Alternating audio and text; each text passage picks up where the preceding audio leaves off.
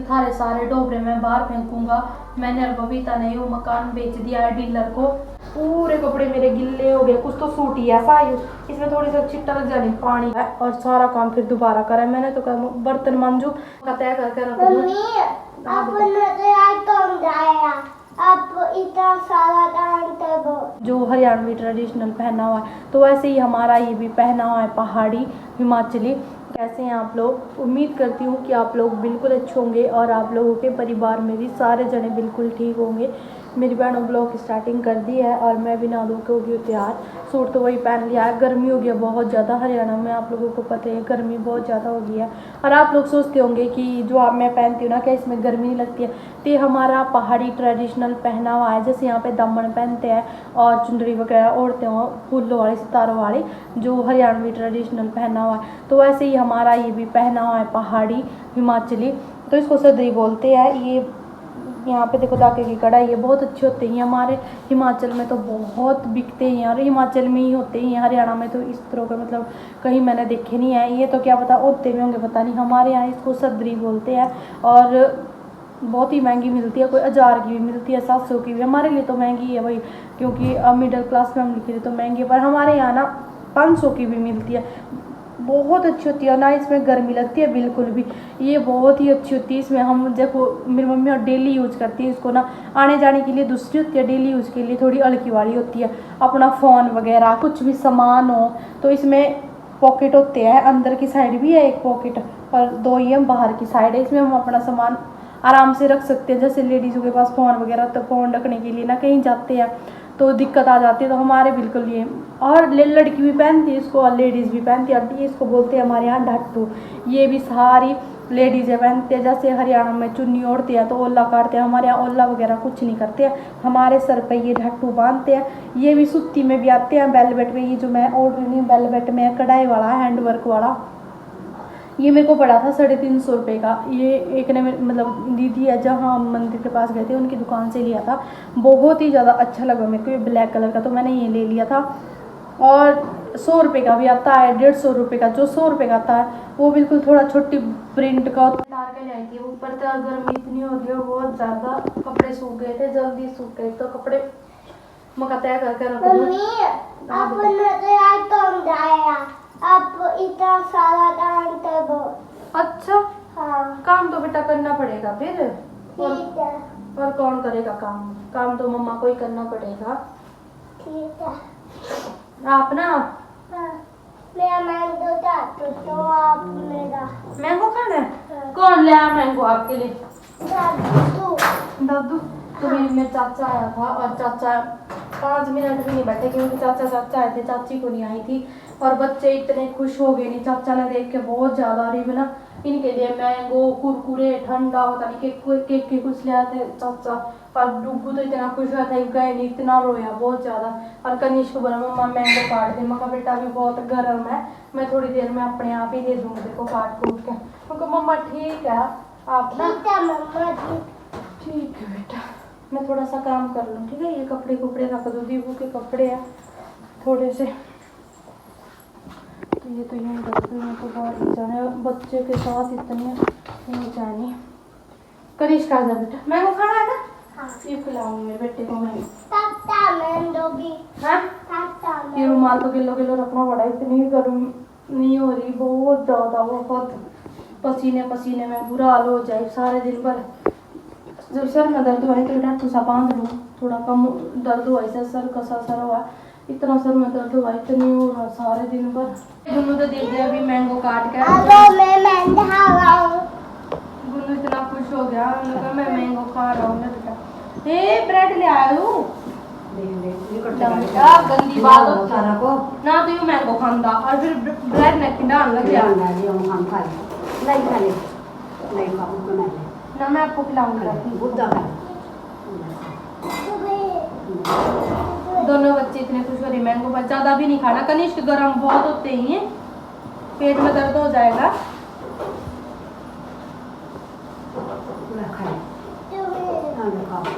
दादी दीबू तक फोन लग रही है। दीबू जब तो मैं खोती काट के तो खा जाने के।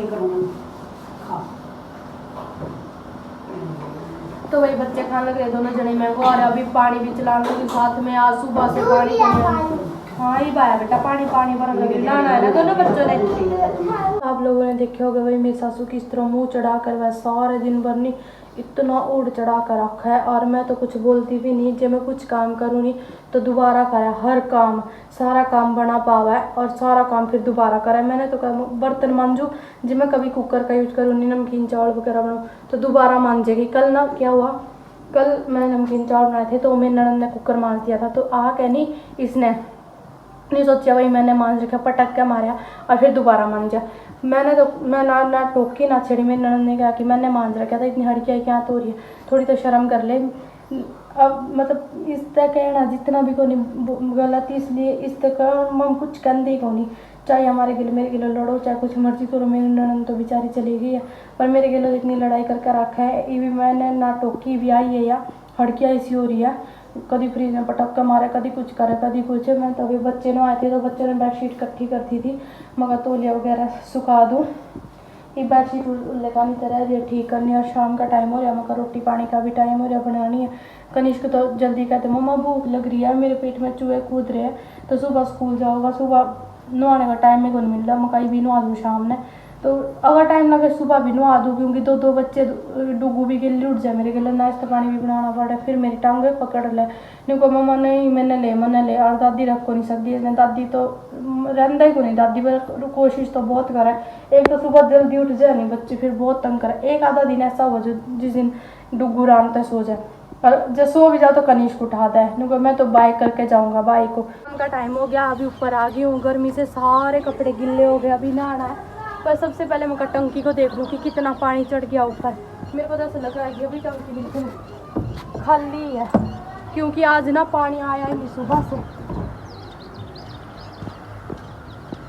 टंकी में बिल्कुल भी पानी नहीं है, बिल्कुल खाली टंकी है, यहाँ तक है टंकी नीचे। और जब टंकी बिल्कुल पानी ख़त्म हो जाएगा फिर नीचे पानी भी नहीं आएगा, बाथरूम में नहीं, रसोई में, कुछ भी। बहुत दिक्कत आती है, बिना बोर के ना इतनी दिक्कत आ रही है हमारे को। जब हम मकान बना रहे तब हमारे पास इतना पैसे का सोर्स नहीं था कि हम बोर लगा सके। जो हमारा गांव वाला घर था वहाँ पे हमारे बोर था, तो पानी की कोई दिक्कत नहीं थी। और यहाँ पे ना हम रोटी बना ली है, शाम का टाइम हो गया था, दादी बोली जल्दी से रोटी बना ले, जब बच्चे खिलाना लग रहा है, फिर बच्चे नहीं बहुत ज़्यादा शैतानी करा है। और गर्मी देखो, आप लोग सोच रहे हो पता नहीं अभी बारिश में भी क्या है ऊपर, नहीं रोटी बना के इतनी गर्मी लगी, रोटी बनाते समय पूरे कपड़े मेरे गिल्ले हो गए। कुछ तो सूट ही ऐसा है इसमें थोड़ी सा छिट्टा लग जाए पानी का या पसीने का तो पूरा फैल जाए, पूरा पल्ला मेरे कपड़े इतने गिल्ले हो गए। देखो इतनी गर्मी है यहाँ पे, और भगवान हमारे इतना ठंडा मौसम था। मेरी पता नहीं किस्मत कहाँ जा रही थी, जो मैंने एक बारी भी शादी करने से पहले सोचा नहीं।